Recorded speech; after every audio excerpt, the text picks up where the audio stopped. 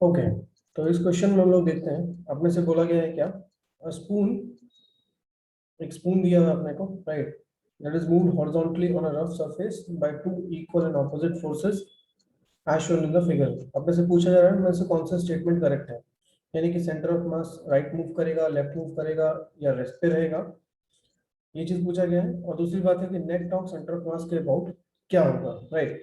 तो इस क्वेश्चन में हम क्या करेंगे बच्चों, देखो, will try to draw the FBD. काम करते हैं, हम लोग एफबीडी बनाते हैं इसका। तो सपोज ये दोनों जो है मैंने यूं ड्रॉ कर लिया। अब देखते हैं क्या क्या फोर्सेस लग रहे हैं। तो एक फोर्स तो ये है बच्चों, इधर की तरफ एक एफ फोर्स लग रहा है, राइट, और इधर की तरफ एक एफ फोर्स लग रहा है, राइट। अब ट्रांसलेशन वाले पार्ट को अगर हम देखें तो नेट फोर्स इस पे जीरो है बच्चों, राइट। ट्रांसलेशन वाले पार्ट को अगर हम लोग ध्यान से देखें तो नेट फोर्स अभी जीरो है, लेकिन बोला गया है कि ये रफ सरफेस पे मूव कर रहा है। क्वेश्चन में साफ साफ बोला गया है रफ सरफेस है बच्चों, राइट, सरफेस रफ है। तो अपने को क्या करना है यहाँ पे, टॉर्क अगर हम ध्यान से देखेंगे सेंटर के अबाउट, ये जो सेंटर है बच्चों, सेंटर ऑफ मास सी मान लो मैं इसको कह देता हूँ, इसके अबाउट अगर अपन टॉर्क देखते हैं तो नेट टॉर्क कैसा आ रहा है बच्चों, नेट टॉर्क आ रहा है क्लॉकवाइज, ठीक है, नेट टॉर्क आ रहा है क्लॉकवाइज, जिसकी वजह से बच्चों ये जो पॉइंट है, ये पॉइंट मूव करना चाहेगा किधर की तरफ, लेफ्ट की तरफ मूव करना चाहेगा। फिर से बोल रहा हूँ, ये पॉइंट यानी जो पॉइंट ग्राउंड के कांटेक्ट में है वो पॉइंट लेफ्ट की तरफ मूव करना चाहेगा, बिकॉज टॉर्क क्लॉकवाइज है।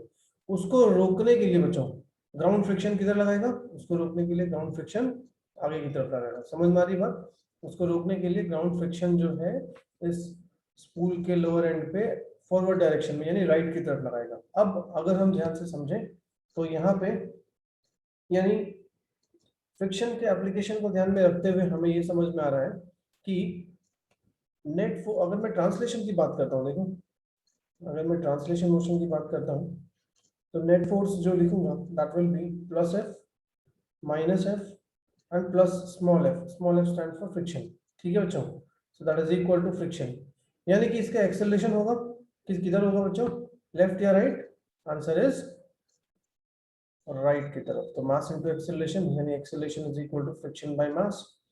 तो ये फ्रिक्शन राइट की तरफ है तो एक्सेलरेशन इसका पॉजिटिव यानी कि राइट की तरफ होगा, यानी सेंटर ऑफ मास जो है इसका मूव करेगा बच्चों किधर की तरफ, राइट की तरफ। तो ये तो हो गया बी।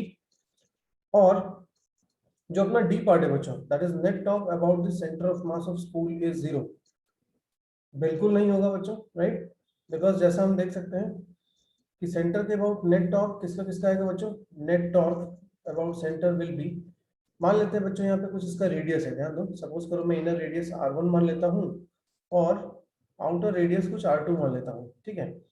तो अगर हम ध्यान से देखें तो net torque about centre C हम लोग क्या लिखेंगे, फ्रिक्शन का टॉर्क आएगा anti clockwise that will be f into r2, और कैपिटल एफ का टॉर्क दोनों का बच्चों क्लॉकवाइज आएगा, तो उससे हम लोग क्या लिखेंगे, minus F into R one, capital F into R one, और एक और minus capital F into R one, because दो कैपिटल एफ लग रहा है, राइट। तो ये एक तरीके से F R two minus two F R one, right. So net torque ये जीरो है क्या, answer is no, net torque zero नहीं है बच्चों, ठीक है।